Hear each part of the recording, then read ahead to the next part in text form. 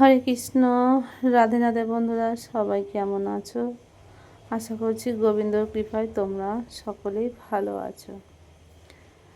আজকের আমার খুবই কষ্টের মধ্যে দিয়ে তোমাদের সঙ্গে কিছু কথা শেয়ার করতে হচ্ছে। মনটা ভীষণ খারাপ। ভিডিও আমি কোনো কিছু করতে পারিনি, গোপাল সোনার কোনো সেবার ভিডিও তোমাদের সঙ্গে আজকে শেয়ার করছি না। আর এই ভিডিওটা প্রায় 2 দিন আগে করা ছিল।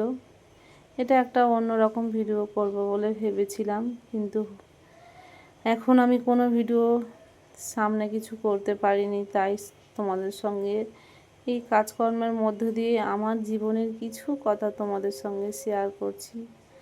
আর অনেক কষ্টের মধ্যে দিয়ে ভিডিওটা করছি, মানে কথাগুলো বলছি। আমার কথা বলতে একদম ইচ্ছা করছে না, একদম পারছি না, মানে প্রচণ্ড হারে কষ্ট হচ্ছে। তবুও তোমাদের সঙ্গে একটু শেয়ার না করলে সেটাও একদম পারছি না থাকতে।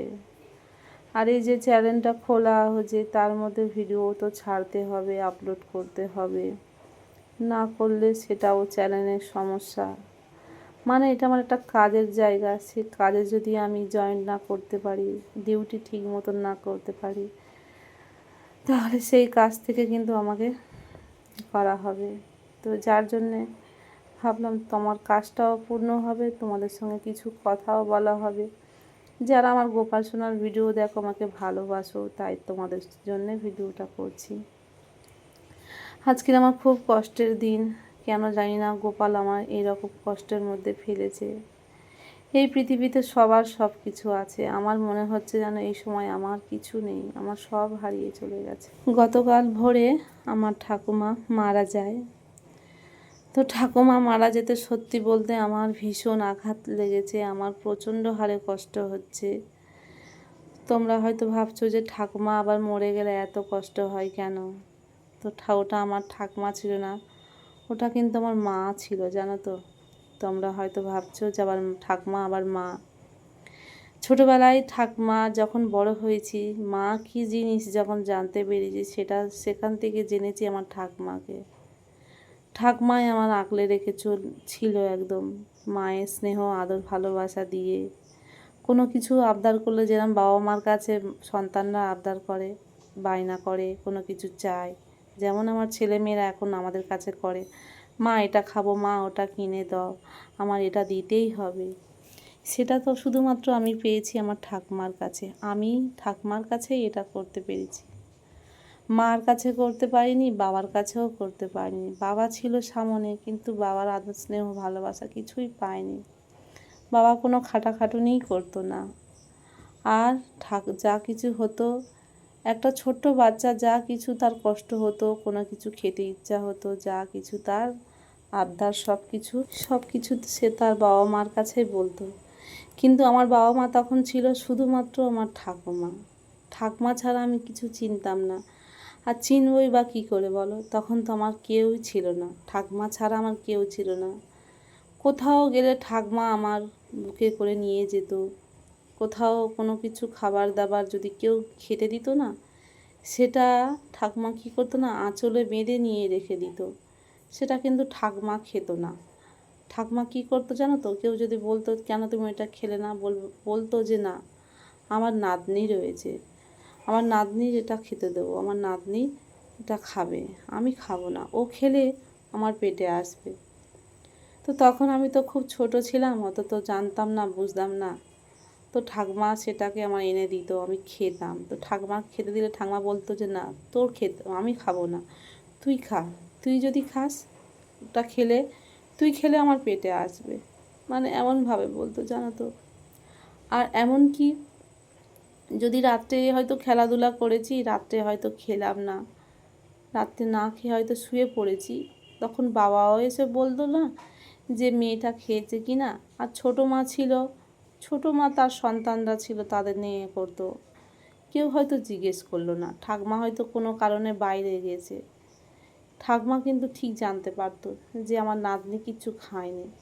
আমি তখন ছোটোবেলায় ঘুমাতাম, না খেয়ে হয়তো ঘুমাচ্ছি, ঠাকুমা ঠিক এসে আমার পেটে হাত বুলাবে, ঠিক জানতে পারবে যে আমার বাচ্চাটা কিছু খায়নি।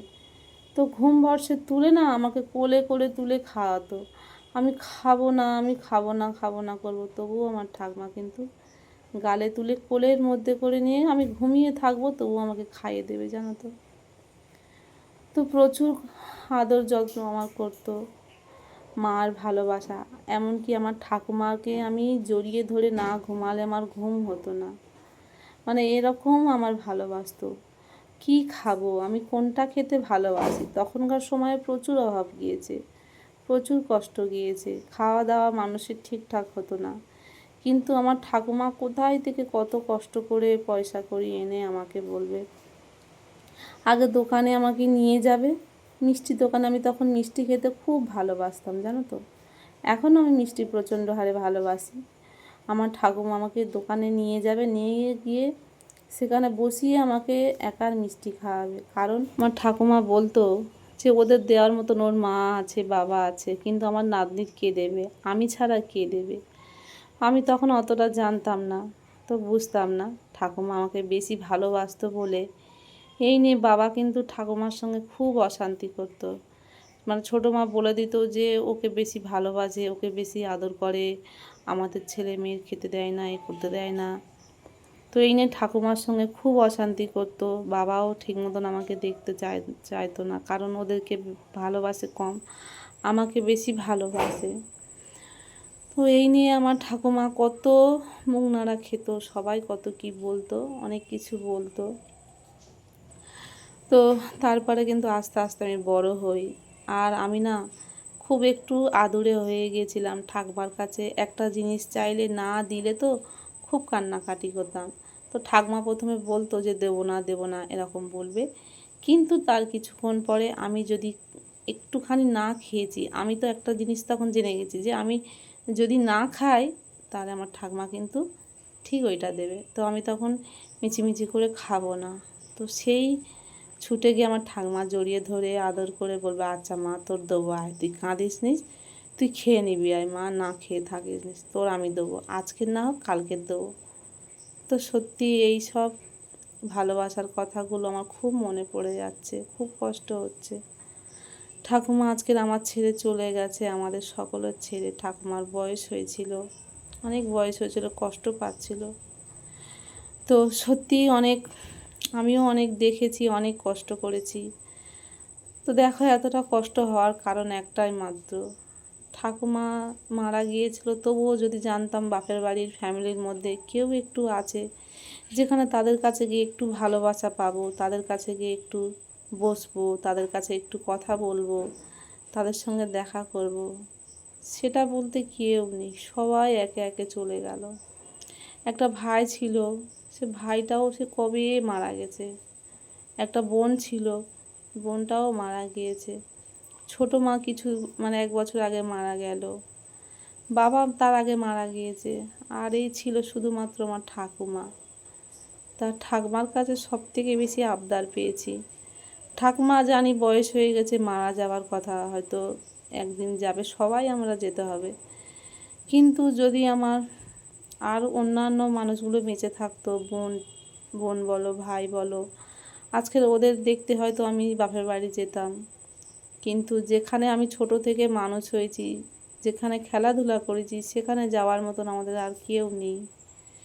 ঘরটা পুরো একদম শ্মশান হয়ে গেছে, দেখলে খুব কষ্ট হয়, এত কষ্ট হচ্ছে। তো কালকের থেকে না প্রচণ্ড হারে কষ্ট হচ্ছে, তোমাদের সঙ্গে কি কথা বলবো, কি ভিডিও করব, সেই মানসিকতা আমার একদম নেই।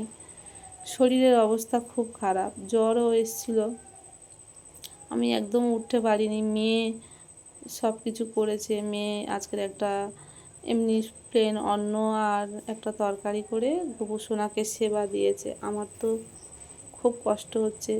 আর শুধু সেই ঠাকুমার সেই ছোটোবেলার যে ভালোবাসার কথাগুলো সেগুলো মনে পড়ছে। মানে এত কষ্ট হচ্ছে তোমাদেরকে বলে বোঝাতে পারবো না। আমার যে গোপাল সোনা আমার কাছে আছে, আজকে যে আমি গোপাল সোনাকে সেবা করছি, এটা কিন্তু আমার মানে ঠাকুমারই, মানে বলতে পারো ঠাকুমার জন্যে। কারণ ঠাকুমা প্রায় আমাকে গোপাল নেওয়ার জন্য বলেছিল, ঠাকুমার বাড়ির গোপালটাকে আনার জন্য। আমি বলেছিলাম না না, তো ঠাকুমা যদি না এই গোপালের কথাগুলো না যদি না উল্লেখ করতো বা বারবার বলতো, তাহলে আমার ইচ্ছা হতো না যে আমি গোপাল সেবা করবো, আমার মনের মধ্যেও সেটা জাগতো না। তো ঠাকুমার জন্যে কিন্তু আমি গোপাল সেবাটা করা শুরু করেছি। তো আমার তো খুব কষ্ট হচ্ছে তোমাদের সঙ্গে এই যে কাজকর্মগুলো করেছি, এটা দুদিন আগে বৃষ্টিতে ভিজে ভিজে আমার ওপরে ছাদের ওখানে আমি একটু রান্নাবান্না করি, সেখানে কাজকর্মগুলো করছিলাম, সেই ভিডিওটা করা ছিল, তাই আজকে তোমাদের সঙ্গে করলাম।